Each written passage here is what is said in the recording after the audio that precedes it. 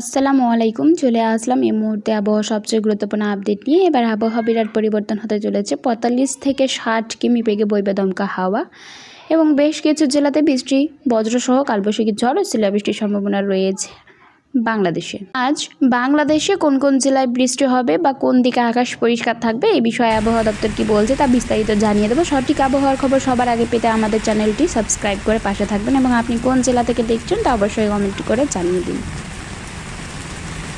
আবহাওয়া অফিস জানায় আজ সন্ধ্যা ৬টার মধ্যে খুলনা, বরিশাল, পটুয়াখালী, নোয়াখালী, কুমিল্লা, চট্টগ্রাম এবং কক্সবাজার অঞ্চলের উপর দিয়ে দক্ষিণ বা দক্ষিণ পূর্ব দিক থেকে ঘন্টায় ৪৫ থেকে ৬০ কিমি বেগে বৃষ্টি বা বজ্রসহ বৃষ্টি, অস্থায়ীভাবে দমকা হাওয়া বা ঝড়ো হাওয়া বয়ে যেতে পারে।